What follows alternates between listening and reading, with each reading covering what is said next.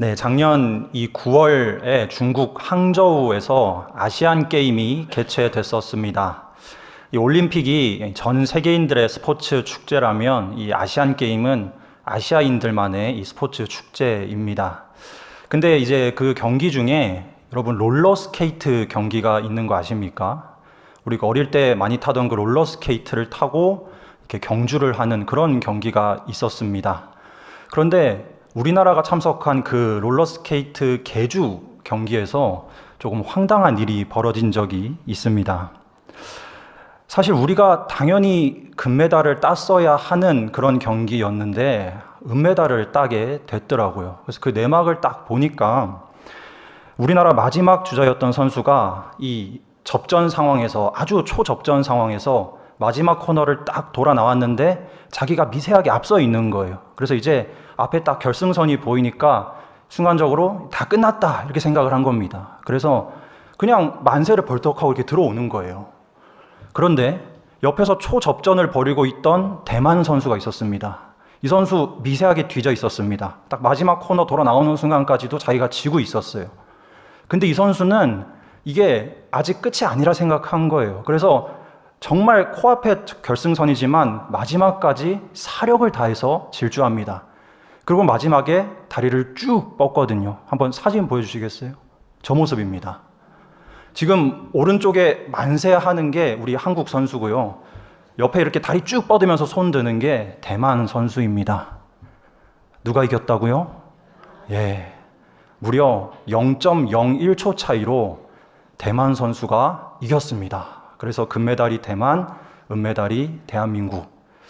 근데 참 가슴 아픈 게요. 여러분, 우리 팀 개주 경기였는데 우리 대한민국 팀에 군 미필자가 있었답니다. 그래가지고 저 마지막 주자의 이 잠깐의 방심, 실수로 이 군대 면제가 날아가 버리는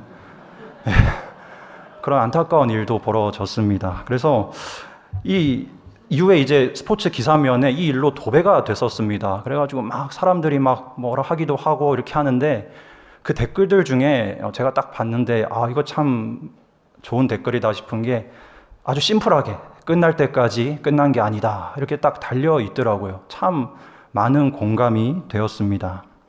여러분, 오늘 본문의 이 말씀에도 보면요, 끝이 아니라 이 과정, 진행 중에 있다 이렇게 느끼고 살아가는 게 얼마나 중요한가에 대해서 깨달을 수 있는 그런 말씀이 기록되어 있습니다.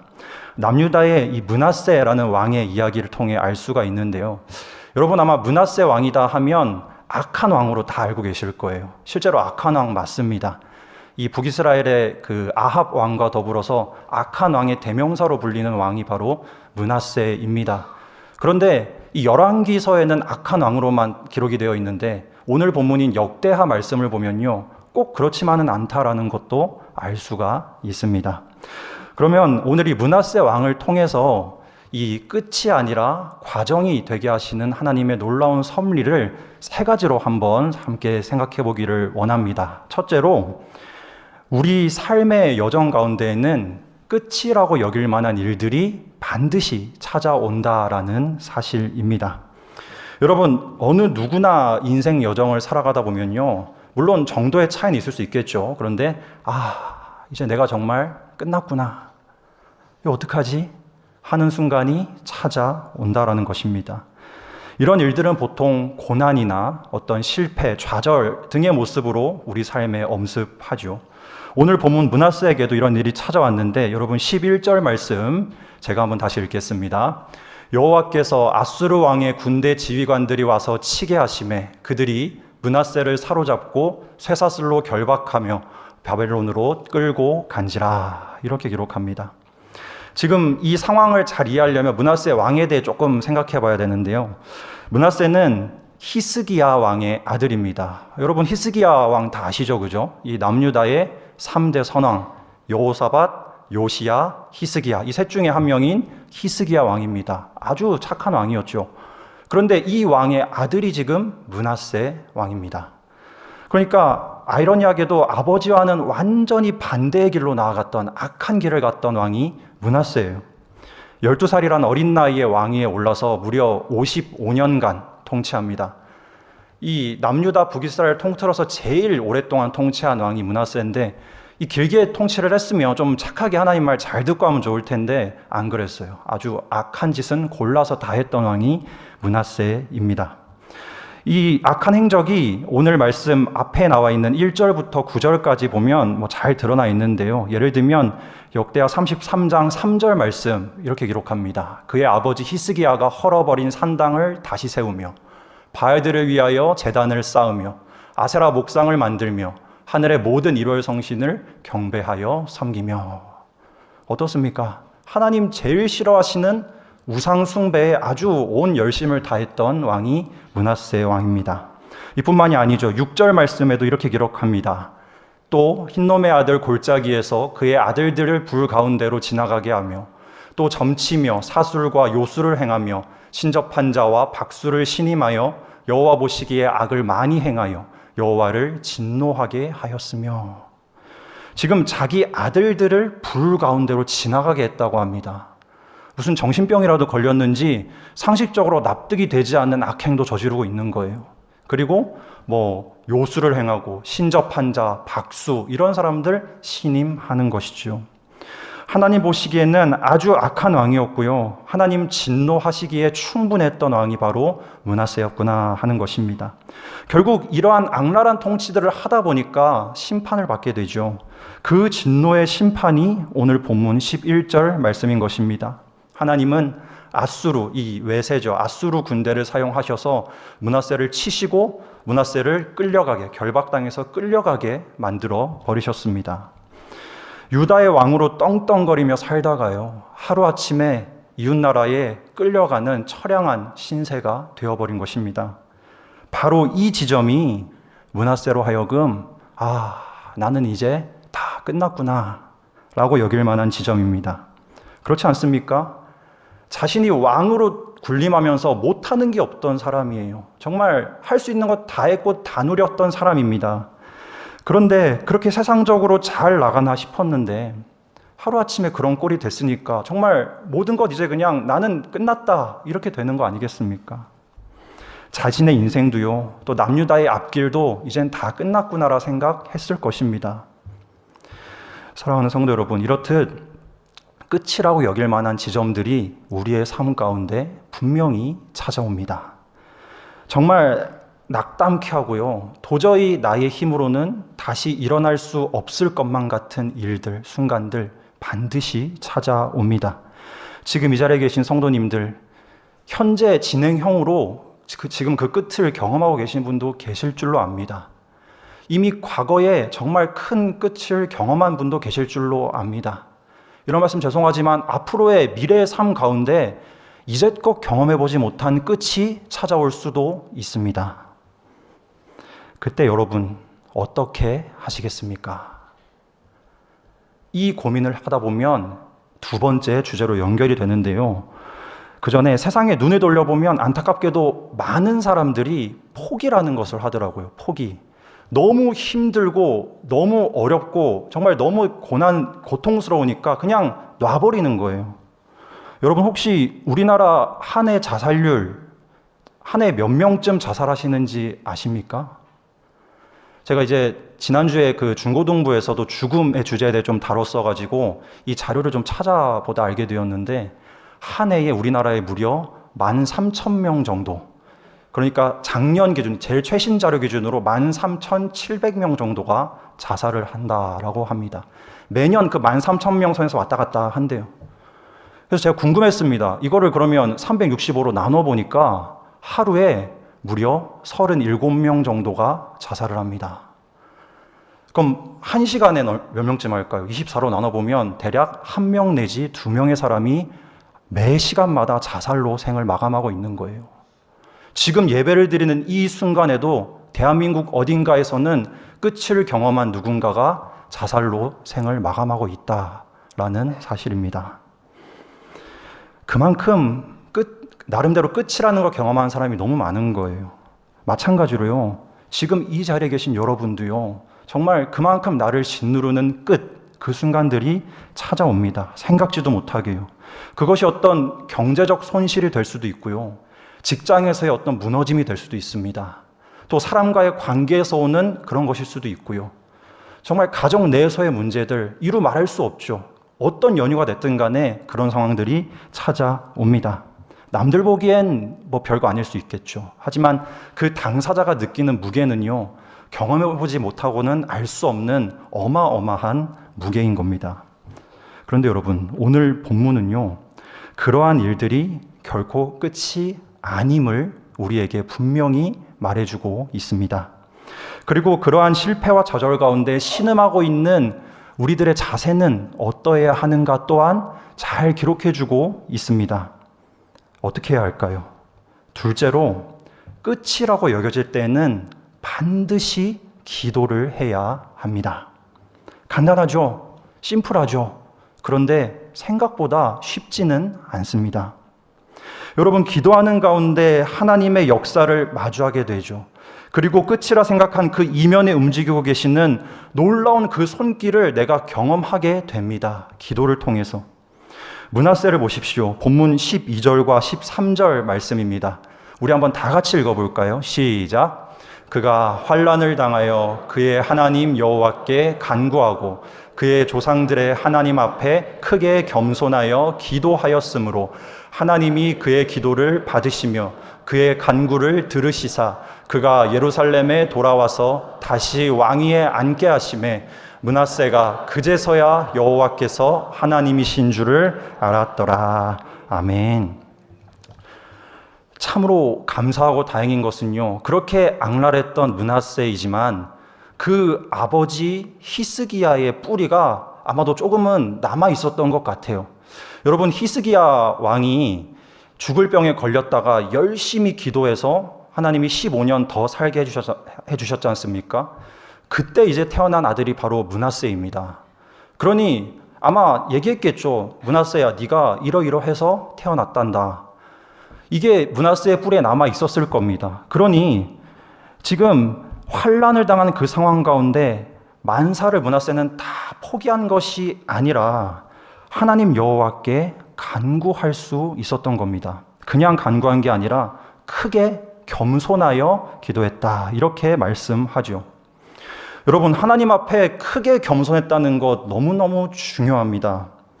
끝을 경험했을 때 하나님께 겸손히 기도할 수 있다라는 것은요, 곧 하나님 앞에 내 모든 마음을 다 드리고 그 앞에 엎드릴 수 있다라는 것을 전제합니다.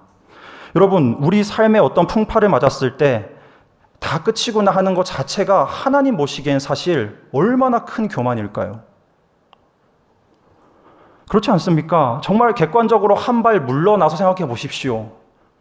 하나님은 단 한순간도 나의 삶을 끝내신 적이 없는데 내가 내 스스로 내 삶은 끝났구나 하고 다 놔버리는 거예요. 하나님 보실 때 얼마나 교만한 모습입니까? 왜 그렇게 내 스스로 끝이라 생각하고 실패와 절망 속에 허우적대냐는 거예요. 우리는 그럴 때일수록 더욱 겸손하게 하나님 앞에 엎드려야 합니다.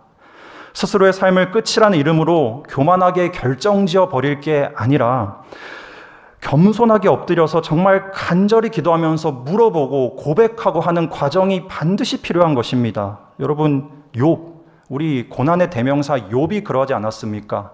그 처절한 상황 속에서 욥이 무엇이라고 고백하냐면요, 내가 모태에서 알몸으로 나왔사온즉 또한 알몸이 그리로 돌아갈지어다. 주시니도 여호와시오 거두시니도 여호와시오니 여호와의 이름이 찬송을 받으실지니이다. 아멘. 이렇게 고백합니다. 지금 므낫세가 겸손히 이렇게 기도했을 때 13절에 보니까 하나님이 그의 기도를 받으시고 그의 간구를 들으셨다 말씀합니다. 여러분, 겸손히 하나님 앞에 기도하는 것, 그거 하나면 충분한 것입니다. 그 겸손한 기도 하나만으로 하나님은요, 므낫세를 다시 회복시켜 주셨습니다. 그 이전의 악한 행적들에 대해서 뭐라 묻지도 않으셨어요. 다시 왕위에 앉혀주시고요, 다시 평안을 되찾도록 인도해 주셨습니다. 오히려 므낫세를 회복시켜 주시고 하나님이 하나님 되심을 잘 깨닫도록 인도해 주셨습니다. 사랑하는 성도 여러분, 이 가운데 삶의 실패와 고난을 겪고 계신 분들 계십니까? 그 실패가 너무 가혹해서 다 끝났다 여겨지시는 분들 계십니까? 그렇다면 가장 먼저 하나님 앞에 겸손히 엎드리시고 겸손히 간구하시는 성도님들 되시기를 축복합니다. 므낫세의 경우처럼 하나님이 그 실패와 절망 가운데 드라마틱하게 건져주시는 건 나중 문제입니다. 일단 우리가 할 수 있는 최선의 것은요, 주님 앞에 겸손히 엎드리는 것입니다. 그것이 겸손하게 간구하는 것이 하나님을 내 삶의 주인으로 인정하는 것이고요. 지금 겪는 실패 또한 하나님이 나에게 허락하신 것으로 믿는다는 믿음의 고백입니다. 겸손하게 엎드리는 것이 지금 나는 정말 고통스럽지만 이 고통 가운데 역사하실 하나님의 섭리에 의지하는 방편입니다. 하나님을 온전히 신뢰한다면 겸손히 엎드려 부르짖어야 합니다. 이를 기억하시고 하나님 앞에 겸손히 기도함으로 하나님께 모든 것 내어 맡기며 하나님이 하나님이신 줄을 깊이 깨달아 가시는 모든 성도님들이 되시기를 주님의 이름으로 축복합니다. 그렇다면 마지막으로 이렇게 겸손히 기도하고 나면요, 결론적으로 어떤 결말, 무엇을 깨닫게 될까요? 셋째로 바로 우리가 당면한 일들이 끝이 아니라 과정이구나 하는 것을 깨닫게 됩니다. 므낫세도 이 모든 것이 과정이었다는 것을 온몸으로 깨달았습니다. 그리고는 이전과는 완전히 다른, 정말 180도 다른 행적들을 보여주기 시작합니다. 본문 15절과 16절 말씀입니다. 제가 읽겠습니다. 이방 신들과 여호와의 전에 우상을 제거하며 여호와의 전을 건축한 사내와 예루살렘에 쌓은 모든 제단들을 다 성 밖에 던지고 여호와의 제단을 보수하고 화목제와 감사제를 그 제단 위에 드리고 유다를 명령하여 이스라엘 하나님 여호와를 섬기라 하매. 아멘. 통치 초기 악랄했던 그 모습과는 지금 완전히 다른 바뀐 모습들을 보여주고 있는 것이지요. 자신이 세운 우상들을 제거하고 우상을 위한 제단들도 내어 던져버립니다. 그리고 남유다 백성들에게 하나님을 섬길 것을 왕으로서 명령하고 있습니다. 여러분, 므낫세가 아수르 침공에 망해서 쇠사슬에 끌려갈 때 그냥 그대로 자포자기 해버렸으면 지금 일어날 수 없는 일들입니다. 남유다의 마지막 왕 시드기야 어떻습니까? 이 왕이 지금 딱 그랬거든요. 므낫세랑 비슷한 이런 꼴을 당합니다. 악한 그런 행적들로 치닫다가 하나님이 바벨론에 들어 사용하시죠. 그래서 정말 이제 망하기 직전까지 몰고 가시죠. 근데 그때 시드기야 어떻게 합니까? 겸손히 엎드리지 않습니다. 더 엇나갑니다. 그러자 하나님은 진짜로 그렇게 끝내버리십니다. 시드기야 본인은 물론 남유다 왕국 전체를 멸망시키시고 바벨론의 포로로 넘겨버리시죠. 사랑하는 성도 여러분, 끝이 아니라 이 과정이다라는 걸 깨닫는 건 너무나도 중요합니다. 사실 성경 말씀에 기록하고 있는 인물들 몇 명만 살펴봐도요, 정말 이것들이 다 하나님의 섭리고 과정이구나 하는 것을 우리에게 여실히 보여줍니다. 여러분, 베드로 어떻습니까? 베드로 생각해 보십시오. 갈릴리 호수에서 어부로서 생업에 열심히 하고 있는데 밤새 한 마리도 못 잡잖아요. 우리 보기엔 별거 아닐 수 있지만요, 자신의 생업에서 마주한 한계선, 벽입니다. 얼마나 그 안에서 처절한 고통을 맛보았을까요? 그런데 그것은 끝이 아니었죠. 주님을 만나고 그물이 찢어질 정도로 많은 은혜로 보답하시는 그 주님의 영광을 경험하는 과정에 불과했습니다. 여러분, 38년 된 병자 어떻습니까? 나면서부터 병자였습니다. 안진뱅이였죠. 여러분, 말이 38년이지 그 오랜 기간 동안 병들어 앉아있는다 생각해 보십시오. 정말 헤어날 터널이 없는 겁니다. 누가 그냥 연못가에 들어서 던져주기만 해도 좋을 텐데 그마저도 안 돼서 38년 동안 그러고 있는 거예요. 근데 그 병자의 삶이 그것으로 끝이었습니까? 그의 지독했던 병은 예수님을 만나고 완전히 회복을 경험하는 그러한 과정에 불과했습니다. 그 과정이 너무나 길고 가혹했지만 그것은 끝이 아니라 과정임이 분명했습니다. 이렇듯 저와 여러분의 삶 가운데 고난과 아픔과 상처, 그리고 처절한 실패가 그대로 결말이 될 것 같아서 우리에게 두려움으로 엄습할 때가 참 많습니다. 그로 인한 외로움, 열등감, 불안함 같은 것들이 끝나지 않을 것만 같아서 우리는 너무나 힘겨워합니다. 하지만 그럴 때일수록 우리는 말씀에 의지하여 반드시 기억하고 명심해야 합니다. 하나님은 모든 결과를 없애셨습니다. 그렇게 우리가 끝이라 여기는 모든 순간은 하나님의 진정한 계획이 완성되어져 가는 과정이다라는 것을 우리는 분명히 깨닫고 고백해야 하는 것입니다. 여러분, 그럼에도 불구하고 우리의 생 가운데 이건 진짜 정말 도저히 손쓸 수 없구나 하는 것이 있다면 무엇이 있을까요? 죽음 어떻습니까? 우리에게 죽음이 찾아온다면 그건 정말 끝 아니겠습니까? 그런데 놀랍게도 죽음조차 우리에게는 끝이 아닌 과정입니다. 세상 사람들은 이 죽음 앞에 모든 것 정리하죠. 관계도 끝, 고통도 끝, 그냥 죽으면 다 끝이라 생각을 합니다. 그러니 죽음은 이루 말할 수 없는 그냥 절망의 끝인 거라 이렇게 여기는 거죠. 하지만 우리에게는 그 죽음조차 끝이 아니라 과정입니다. 예수님이 이를 몸소 증거해 주셨습니다. 예수님 십자가에 달려 돌아가실 때 그것을 목격한 많은 사람들, 주변에 있던 많은 사람들, 예수님도 결국 저 죽음이란 결말로 인생이 결론 지어지는구나 생각한 사람들 아주 많을 거예요. 하지만 예수님은요, 그 죽음의 권세마저 이기고 부활하셨습니다. 예수님 몸소 증거해 주셨습니다. 죽음조차 끝이 아닌 부활의 과정이요, 하나님의 구원 계획이 이루어져가는 진정한 과정임을 예수님이 몸소 증거해 주셨습니다. 그러니 그 예수님을 믿으며 살아가는 우리 모두의 삶 자체가 끝이 아닌 과정이 얼마든지 될 수 있는 것입니다. 우리는 이 땅에 다시 오실 예수님 믿고 소망하며 살아갑니다. 그렇게 우리의 삶은 매 순간이 하나님 계획의 과정입니다. 언젠가 예수님 분명히 재림하셔서 이 땅에 다시 오십니다. 그렇게 하나님이 계획하신 역사의 한 페이지, 한 순간의 삶은 우리는 지금도 그것을 과정으로 생각하고 걸어가고 있다라는 것입니다. 그렇게 여러분, 우리 삶에 찾아오는 수많은 시련들 결코 끝이 아닙니다. 너무나 소중한 사람과의 이별, 그것도 끝이 아닙니다. 지독한 육체의 질병, 그것도 끝이 아닙니다. 사업에서의 실패, 가정에서의 단절, 그것도 그 어떤 것도 끝이 아닙니다. 심지어 나의 손으로 어찌할 수 없는 이 죄인이라는 멍에, 죄의 속박, 이것도요, 여러분, 끝이 아닙니다. 죽음마저도 하나의 과정으로 삼으시는 하나님의 놀라운 사랑, 끝나지 않는 하나님의 계획이 우리에게 끝이라 여겨지는 모든 것들을 과정이 되도록 바꾸어 주셨습니다. 그리고 그 원대한 과정 속에 온전히 운행하고 계시는 하나님의 그 손길을 깨닫게 하셨습니다. 우리는 그 손길만 의지하고 겸손히 그 손길만 붙들면 되는 것입니다.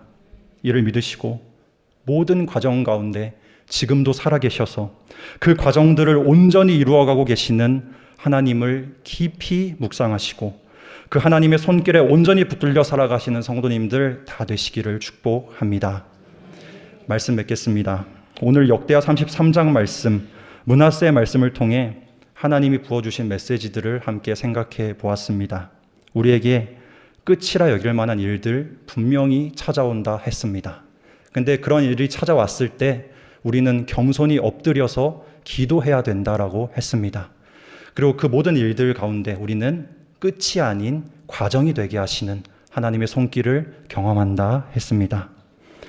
이 메시지들 깊이 묵상하시면서 늘 하나님 계획 속에 살아가고 있음을 굳게 믿으시고 전적으로 하나님만 의지하며 모든 소망 하나님께 두심으로 삶의 매 순간순간마다 과정의 삶을 능히 살아가시는 우리 모든 성도님들 다 되시기를 주님의 이름으로 축복합니다.